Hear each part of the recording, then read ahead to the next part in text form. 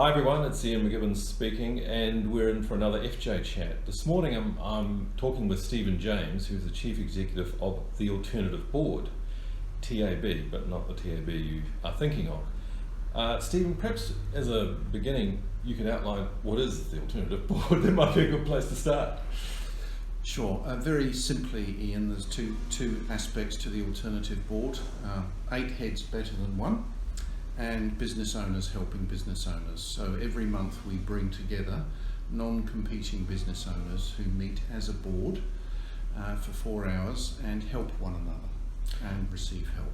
So as a governance structure, this is helping in the main SMEs and MIDs? Yeah, very much designed for the small business owner. Larger businesses have access to professional directors. So this is for the SME owners who couldn't otherwise afford their own board of directors. So I would have thought some of those who might be thinking I could probably do with some governance may have in the past looked at having one professional independent person, so it's a couple of the owners and there's one independent, but this opens it up by having more. Yes, ideally between 5 and 8 other business owners around a table, because there is no one person that has all the answers and all the experience that 8 people have. So it's really as simple as that. And in terms of how that operates, that's a structured process? Yeah, every one of those monthly board meetings is facilitated or chaired by one of my colleagues. So there is order, a process, and everyone gets a fair shake at the stick in that board meeting.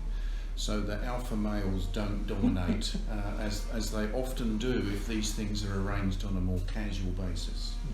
The person who participated in this, what would they expect, do you think? What's an outcome for them as both a business owner and as a person?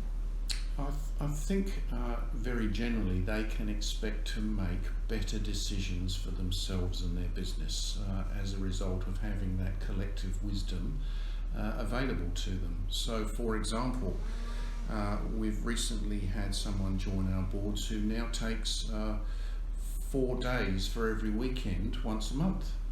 So that's impacted their personal lives and given them a great relief from the stresses and strains of running a business every day. So this is trying to help them stop working in the business and on the business a bit in terms of giving an extra distance and some voice to that.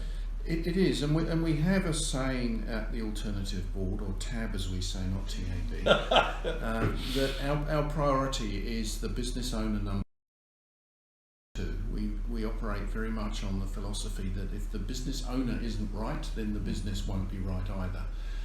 So we put a lot of time and effort into ensuring that the business owner is leading, or at least trying to lead, the life that he or she aspires to.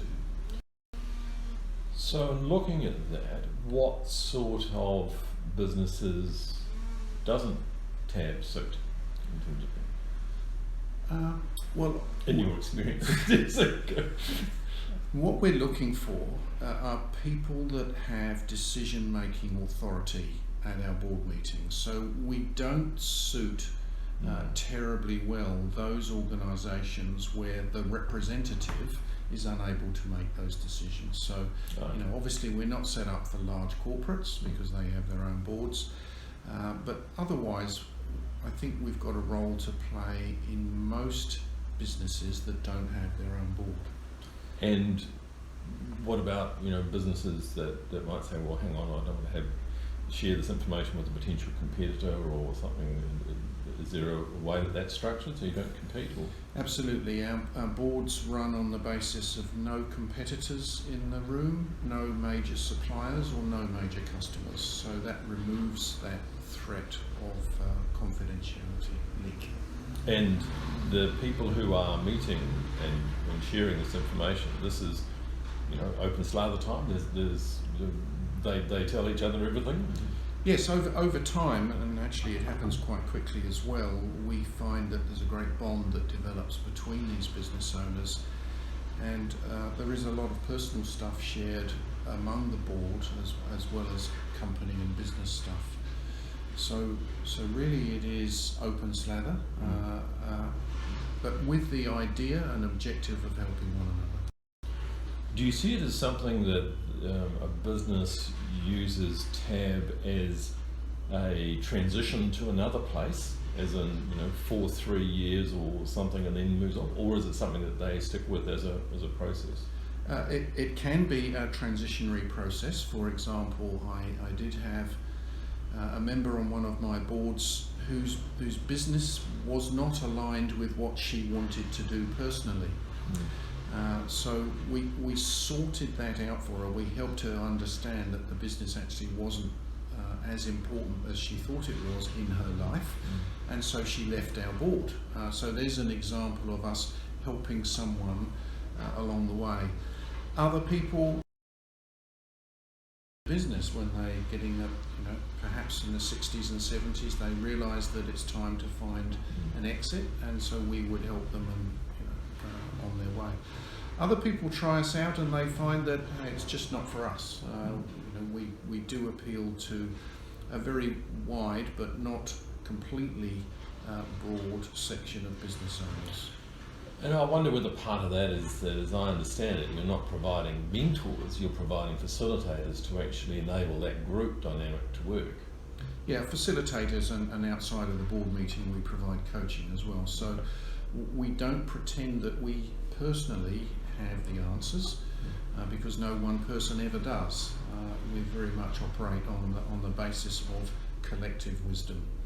So, declaration, I've actually joined TAB and have now been participating for a few months, and what has staggered me is the level of disclosure. When you get into these boardrooms, they just open up, everyone tells them everything about what's going on for them, both personally, financially, etc. It was quite extraordinary.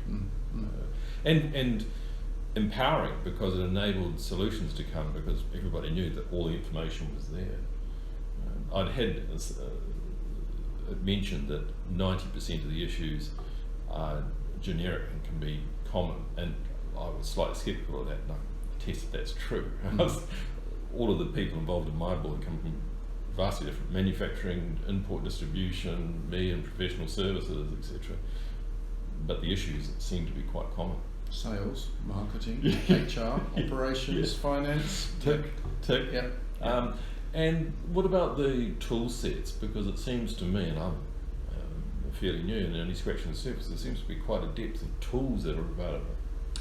Absolutely, and we're very proud of our tool, which is called Business Builder's Blueprint, and it really helps the smaller business owner put together a right-sized plan for themselves and their business. It helps them understand their points of difference in the market, their strategic advantages in the market, and really to work out where the business is going that is in alignment with where they want to go personally.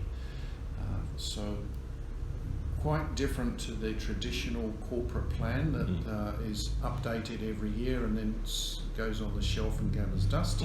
This is a monthly refreshing management tool as well as a planning tool. And I've been involved in the annual one, where it just rip the business up and start and review from scratch, which was, Did that give you a different perspective? It did, yes it did. There's a lot of times when you realise in the business you're just turning the wheel round, rather than standing back and saying, is it the right shaped wheel, is the wheel going in the right direction, those sorts of processes. So that's quite refreshing, I think. Good. Challenging. Yeah. Quite challenging, actually. Because you are looking at concepts that you've held in high regard for many years and questioning them. Absolutely. Rules of thumb that turned out to be thumbless. Right. There is no rule. So, and I find it quite interesting because of my business. We're privileged to be dealing with a lot of businesses, and I'm business curious. And so when you're in a boardroom, 4 people, 5 people who are involved in totally different businesses, but having some of the same issues, it's very curious to me. I find that very interesting.